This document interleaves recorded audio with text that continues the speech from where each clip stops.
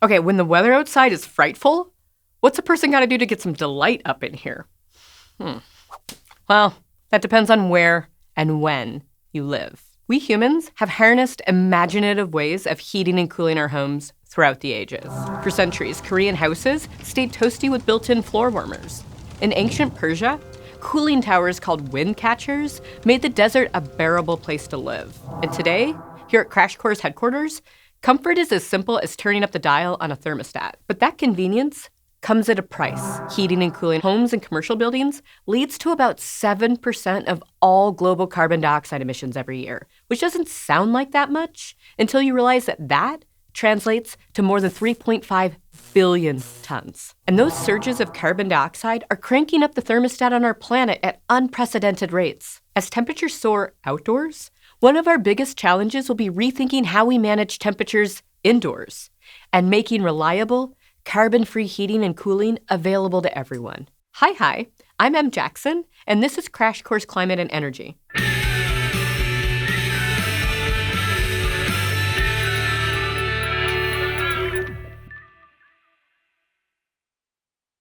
When I pump up the heat in our studio, I'm tapping into a resource hundreds of millions of years in the making: natural gas. As a fossil fuel, it's derived from decomposed plants and creatures that lived before the dinosaurs, like these cuties.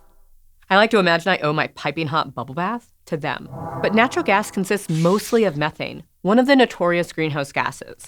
And our means of extracting methane contributes to climate change, contaminates water, and can even cause earthquakes. I'm talking about fracking.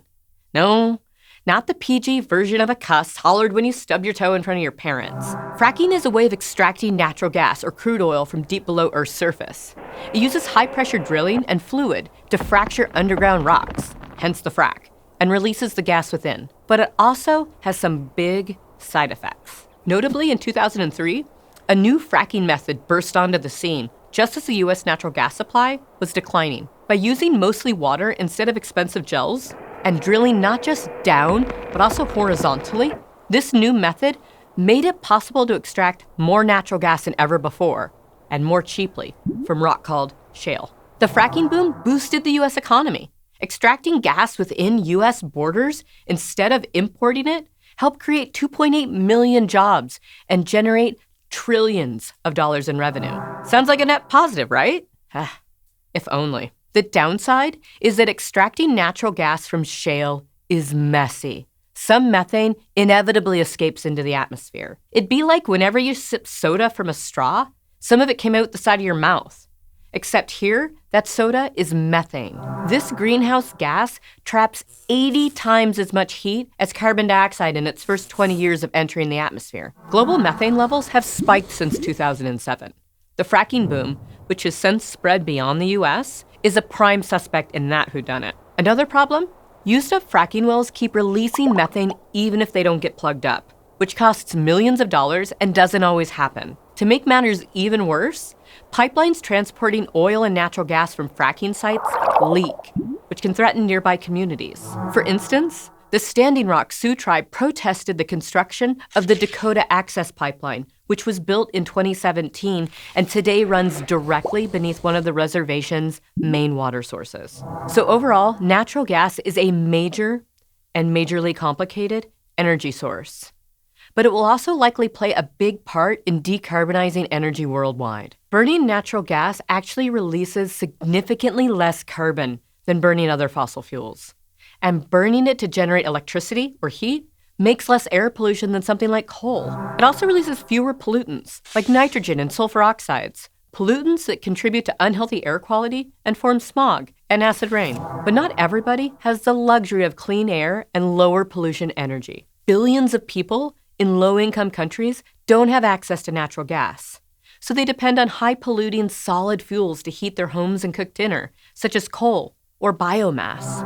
Biomass includes materials such as charcoal, or wood, or dung from livestock. These solid fuels release harmful chemicals when burned, including the nitrogen and sulfur oxides that make smog. And they contribute to 4 million indoor air pollution-related deaths each year. Let's head to the thought bubble.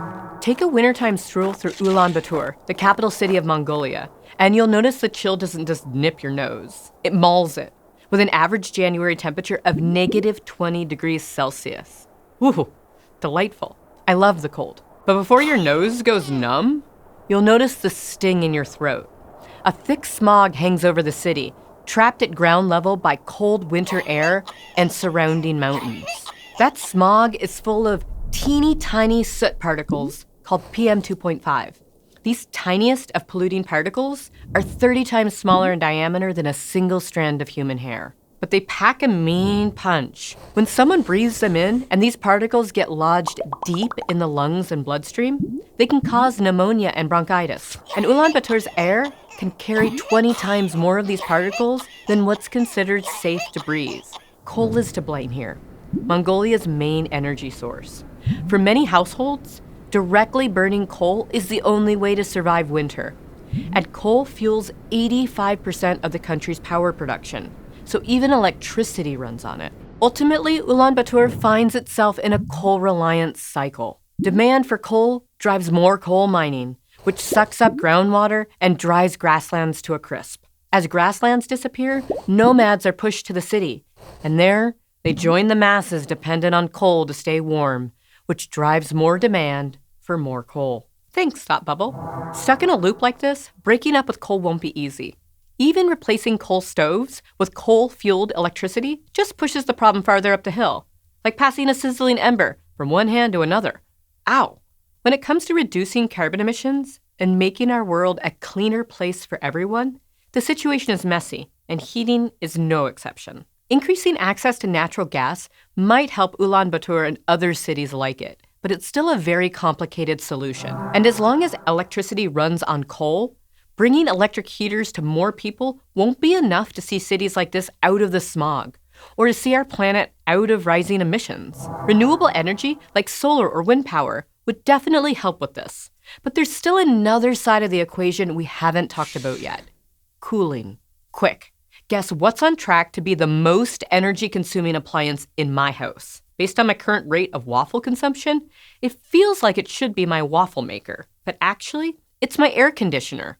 Back to my love of frigid temperatures. Air conditioners are heavy electricity consumers, and it's mostly fossil fuels powering that electricity.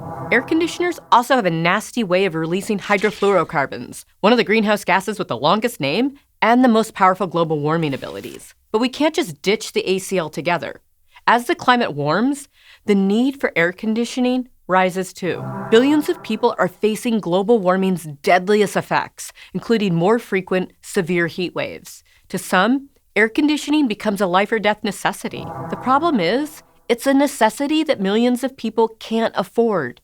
So it's also an issue of justice and equity. And to make things more complicated, the same air conditioning that helps people survive blazing heat also exacerbates those conditions in the first place. But it doesn't have to be that way. One thing governments can do is raise the minimum efficiency requirements for appliances so that any new AC unit has to meet a certain standard. Moving away from hydrofluorocarbons and towards refrigerants with lower greenhouse warming potential would also help reduce emissions.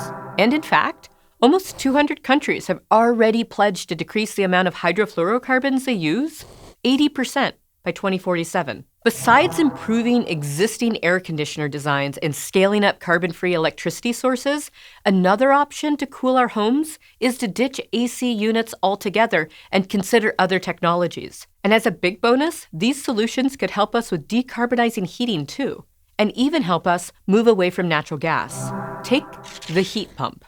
Heat pumps use the same basic mechanism of an air conditioner. When it's warm out, both heat pumps and AC units use heat-absorbing liquids called refrigerants to move heat outside, so your bedroom stays cool. But heat pumps can also do the opposite. In the winter, they can bring in heat from the cold air outdoors to keep your home warm. That might sound weird. I know when I'm out waiting for the bus in January here in the Northern Hemisphere, my first thought isn't, oh, there's so much heat in the air right now. But for as cold as winter is, the refrigerant in a heat pump is even colder. It can get down to negative 50 degrees Celsius depending on the model. So the refrigerant absorbs and concentrates the little bit of heat lingering in the snowy air, which turns it into a gas.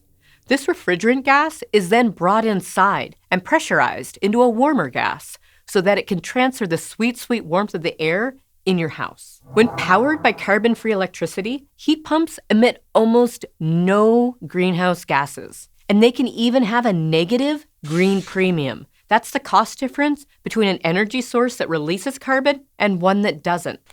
A negative premium means that in some places, it's already cheaper in the long run to install a heat pump than to run a natural gas furnace. That said, one barrier to heat pumps is that AC units and natural gas furnaces last a long time. It's up to individual homeowners and building developers to install heat pumps in the first place. And if my very expensive furnace is still kicking, it would be hard for me to get excited about forking over the cash to replace it with a heat pump. Government tax incentives and loosening building codes could be one way of encouraging more people to make the switch. But a third path to decarbonization is to work with the systems we've got and find new ways of powering them. And for heating in particular, there's a lot of options. My favorite? Trash. Now, unless you're me or a raccoon, it might seem like not much good can come out of a steaming pile of trash. But the trash heaps in our landfills already release gas as they decompose. And that gas can be captured, converted, and become a low-emission replacement for natural gas in our existing furnaces. Renewable drop-in fuels can also help taper off emissions. These are basically fossil fuel substitutes made from renewable materials, and they can step in for natural gas in our heating systems. For example, second-generation biofuels can be made from non-edible crops that are already being produced alongside our food, such as straw and corn husks. Meanwhile, electrofuels go a step further by not requiring crops at all. They're made by capturing carbon dioxide and mixing it with the hydrogen from water molecules to create some of the same molecules found in fossil fuels. Since electrofuels are made of hydrocarbons, just like traditional fossil fuels, burning them would release carbon dioxide.